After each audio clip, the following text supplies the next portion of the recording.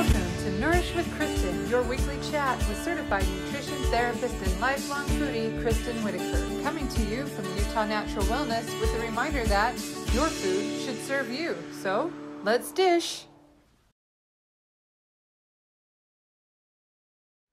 Okay, hi. Welcome to Utah Natural Wellness, sponsored by Utah Natural Meat. Diane, good to see you. Hi. I'm Kristin Whitaker, certified nutrition therapist, and here for your weekly chat on all things nutrition and food, my favorite topics. Today we're talking about food mantras. Kind of picked a lighter topic, and I was curious to hear what your food mantras are, and I'll be sharing mine, and maybe if you don't have one, how to pick or select one that will serve you and why you might even want one. So thanks for spending some time with me today. Okay, so mantras are simply just food philosophies, just simple statements that will help you guide your food choices and take some of the mental exhaustion out of every bite that you take. If you have these ingrained into your system, it becomes really easy for you to find food that meets your standards and to pass by food that doesn't. So really a food mantra is just a guiding star to help you navigate the food jungle.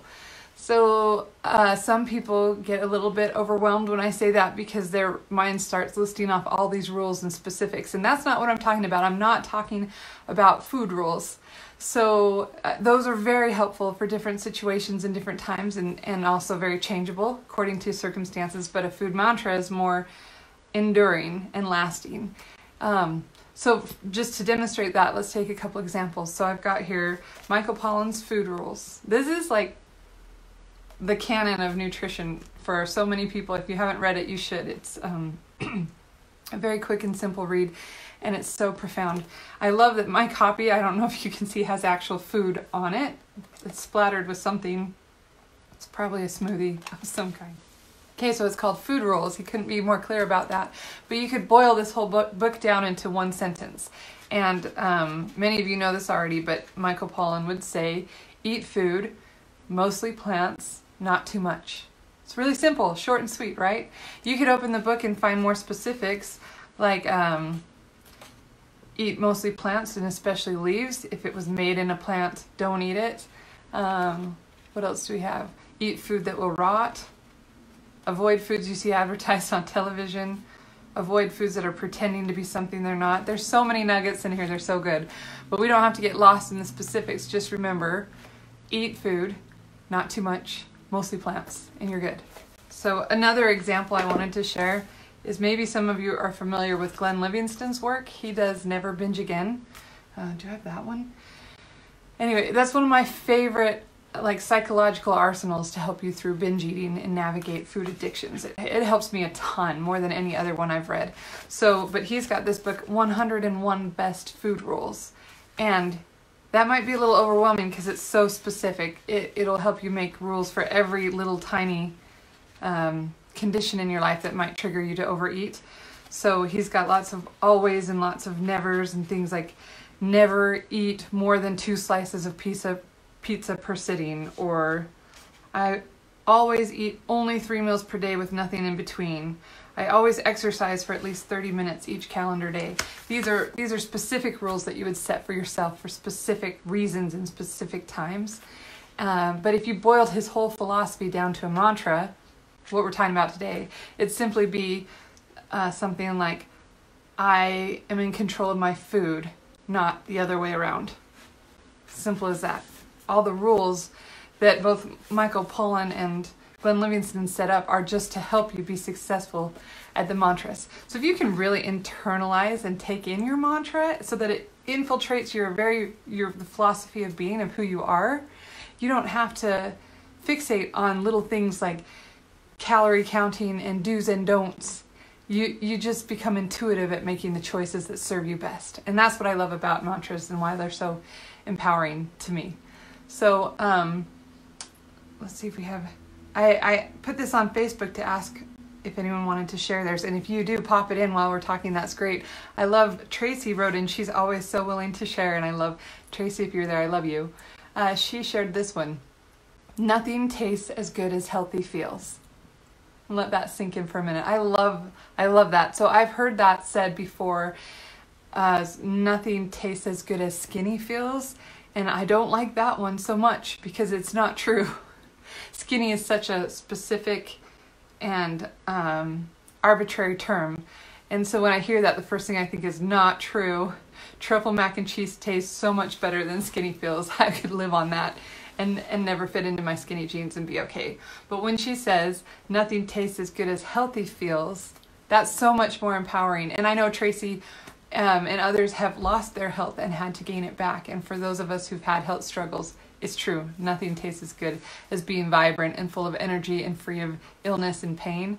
So yeah, nothing tastes that good. And if you hear that statement and you're like, I'm not sure, and you're starting to list foods that are so delicious that they challenge healthy, I would challenge the notion maybe you don't know what healthy feels like.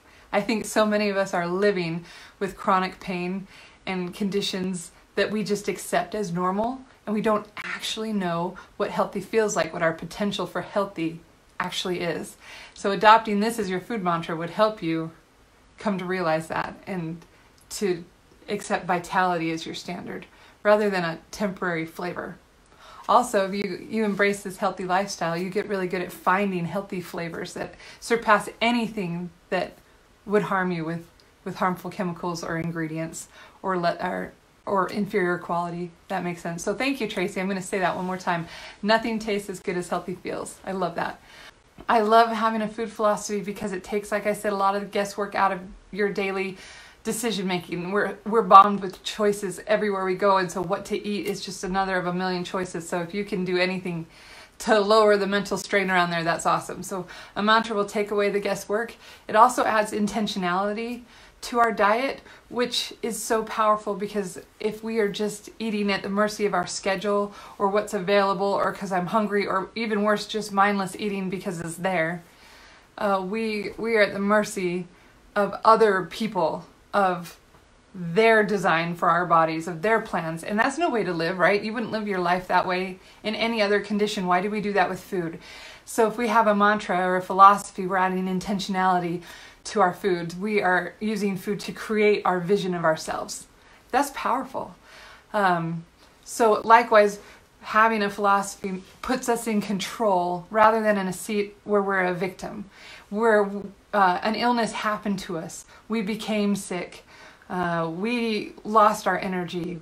All these different things that happen to us. But if we have a food philosophy in mind and something that we've set our sights on, then we're shaping our path. We are empowered with our food choices. We're creating our health. If I'm explaining that right, I hope you can see the power of having an intention set behind what you eat. So I thought of this because I was teaching a class last Saturday on probiotic foods. And of everything that I do, I love teaching classes. There's something about giving people tools to take care of themselves and empowering them to embrace their health and to feed their families that I just really get a high out of.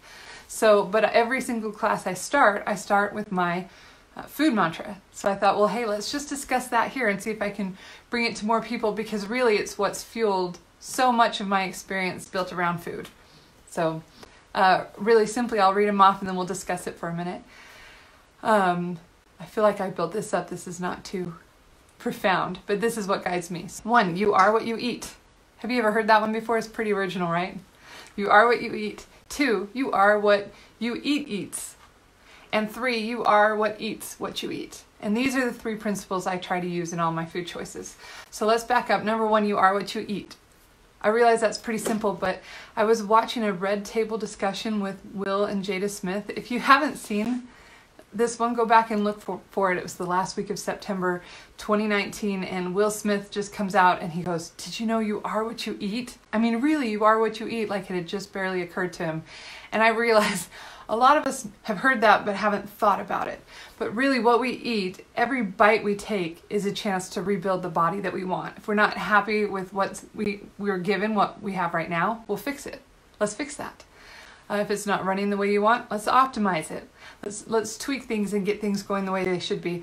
One way, I used to laugh, and I actually had this hanging up in my dorm room in college, I think, is if you are what you eat, then I'm fast, cheap, and easy. And it was funny because we lived on fast food and garbage and convenience foods. And so that was kind of celebrating our lifestyle, and it was funny, but it's not funny anymore. And it might be because I'm not in college anymore, I'm not young anymore, but I realized fast, cheap, and easy was a road to slow, sick, and medically indebted. So it doesn't appeal. I can't even really laugh at that statement anymore. So you are what you eat is a reality. Every bite you take, like I said, is a chance to rebuild your body. So I love this image of a builder or a contractor that you hire to build your dream house, and you can't wait. You've got the master plans, you've designed every nook and cranny. This house is going to be your home where you live forever and where your dreams happen and your family thrive. It's going to be your home, okay? And you give him these plans. It's like, great, what would you like me to build him out of it? And you look around and you're like, well, here. You hand him duct tape and packing peanuts. And the builder's like, okay, I guess I have to do the best I can with what you gave me. But no matter how awesome those plans were and your intentions were, you only gave him packing peanuts and duct tape. So imagine the house that you're going to live in when he's finished, right? That's how our body is. Our body's amazingly designed. The best contractor you could ever hire, right? It's building, rebuilding all the time. But if you only give it, I guess cheese puffs would be the equivalent of packing peanuts, and cheese puffs and peanut butter, and that's what you're living on. You're living on chicken nuggets and fast food and soda, and you're living on cold cereal and ramen noodles. All things I've lived on before, so I can say this. What kind of finished product are you going to have? What kind of home are you building for yourself to live in, for your dreams to occur in? What are you doing? And then can we blame the builder? No. Can we blame our bodies when they break down if we didn't give them the material? No. So you are what you eat. That is powerful. So number 2, you are what eats what you eat. This is why I work at Utah Natural Meat and why I am a champion for the store, or for those of you who aren't local, any of you who are farming or shopping at local farms. Guys, there's a reason people go out of their way to find local, ethically raised meat. So just like if you eat food that causes inflammation, you're going to get sick. What happens if we feed our animals food that's going to make them inflamed and sick? And then we eat them. It's just part of the food chain. One thing beautiful I love about animal husbandry is the more care we give to giving them the life that they deserve, that they were designed to live, the more care we give to quality food and clean air and a clean environment, the better quality product, the more they will take care of us in return. If that makes sense. The more we invest in them, the better we are serving ourselves ultimately. So it's just like any principle in life. We're all connected and tied together, and the more that we can put out that's quality and good and caring, the more we'll receive. It's exactly that way with animals. Not to get too philosophical, but it also goes, so you want to eat, if you're eating meat, you want to eat meat that was fed what it was supposed to be fed, that lived a life that wasn't confined in a sick and unsanitary condition and wasn't tortured its whole life. So you want to eat ethically raised meat. And in addition to that, this applies to plants also. You want to eat plants that were raised in optimal conditions. So we use the word organic or local or homegrown even, if you have a green thumb, which I don't. So send me your extra zucchini, I will take it. But we want to eat plants that were grown in an optimal condition too. We want fair trade ingredients that benefited the environment and the farmer and was sustainably raised and all these things. We don't want to eat anything that's pesticide laden, that's covered in, saturated in chemicals, that's genetically modified, that's exploiting the land or the system or the people that raise it in any way. We don't want that. We are what we eats, so we need to be mindful of that. And then finally, the last point in my philosophy is you are what eats what you eat. And that is a reference to our microbiome. So the more I learn about nutrition, the more I realize it really does, everything starts in our gut. Everything. When we say that we have a gut feeling about something, it's because emotions can start in our gut. It's because even our brain directly communicates with the microbes in our butt. I just said butt. Even our brain communicates it's not communicating with mine at the moment. I'm so sorry. So our brain communicates with the microbes in our gut directly. There's an enteric nervous system where the neurons in our nervous system literally receive chemical messages from the microbes in our gut. So whatever garden we're growing down there, we are cultivating the benefits or the detriments of what we're feeding. So if we're eating just sugar and easy carbs and processed foods all the time, then the strains of bacteria and yeast and things that will grow in our body thrive on those things, and they'll have harmful chemical byproducts that will make us feel sick, that will cause inflammation, and they'll also trigger our brain to seek more sugar, more of what they thrive on, and we'll have cravings. And instead of being intentional with our food, our intention is to get more of that sugar and those things that our gut craves, if that makes sense. So on the other hand, if we are cultivating a diverse and robust microbiome, we will have clarity of thought, control of our hormones, control of our emotions. We will have a boosted immune system. I didn't realize that like 70% of your immune system resides in your gut. That's powerful. So it's not enough just to focus on healthy food. We need to focus on healthy live food. We need to look at fermented foods. We need to add cultured foods into our diet. We need to eat mindfully with these guys, with all these billions and trillions of microbes in mind, so that we're cultivating the kind of gut we want to serve us. So if we are what we eat eats, if we're eating sugar, we are these sugar-loving microbes that put off all these harmful byproducts. If we're eating, if we're cultivating a gut that thrives on salad and vegetables and real whole foods, then we're going to have the benefits of that, which are exponential. It will help us head to toe in so many different areas. So whenever I eat, I want to make sure to take in mind my gut. And that doesn't just mean adding in foods that will increase gut health, but also removing foods, things like overuse of antibiotics that will wipe out your gut, or sugar and artificial chemicals, preservatives, colorings, all these things that come in our processed food that will wipe out our gut.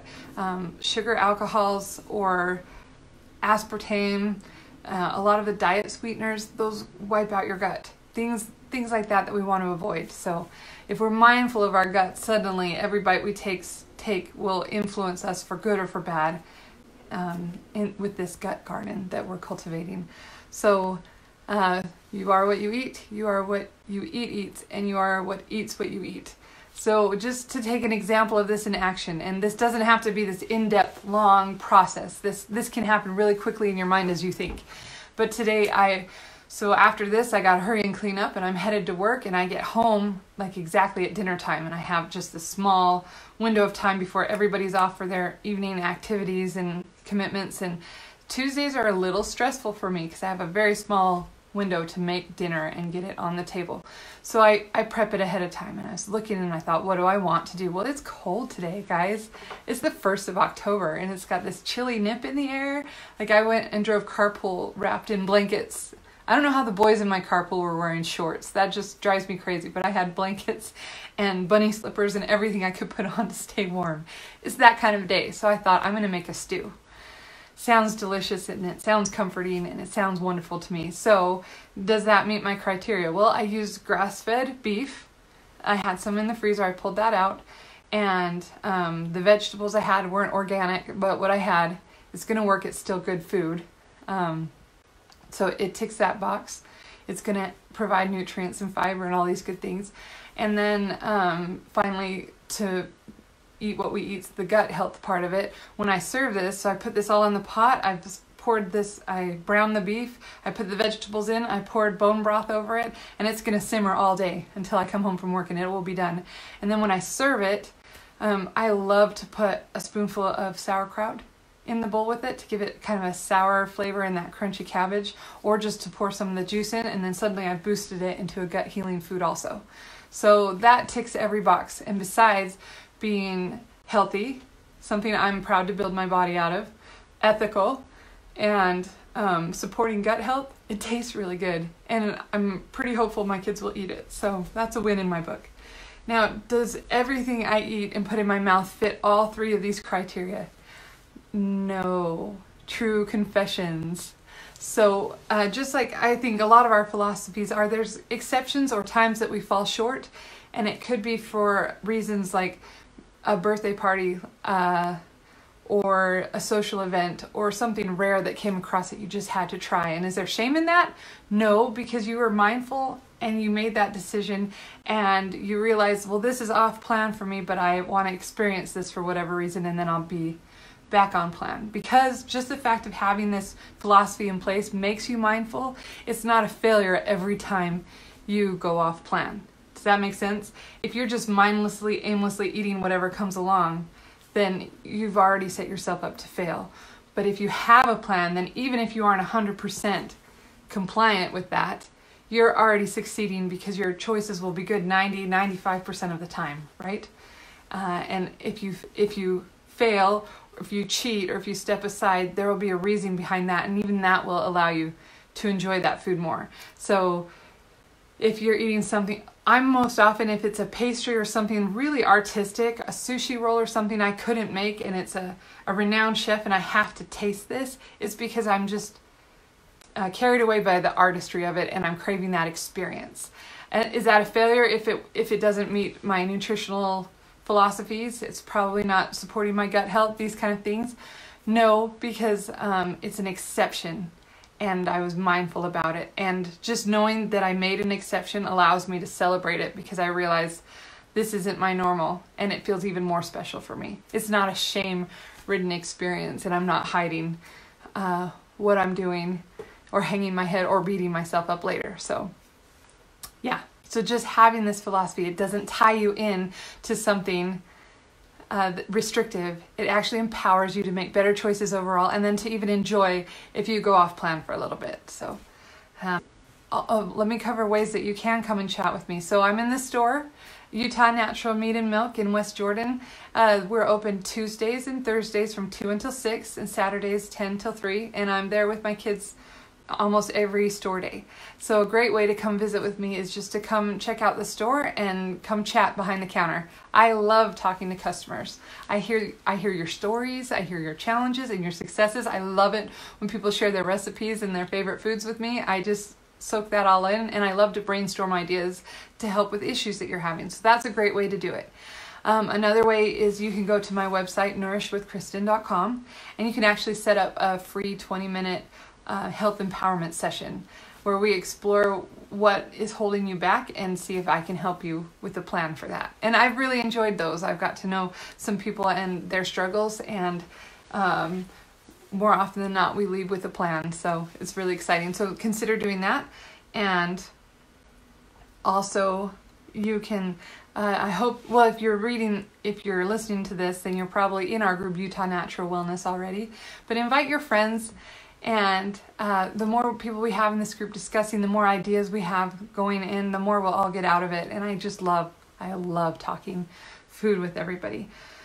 See, Diane says, made the kefir double fermented, turned out perfect. Yay! Yay, I'm happy dancing for you. There's nothing like making kefir, which is mantra number 3. What eats what you eat. Kefir is the best way I know to support gut health and to recolonize it with healthy strains.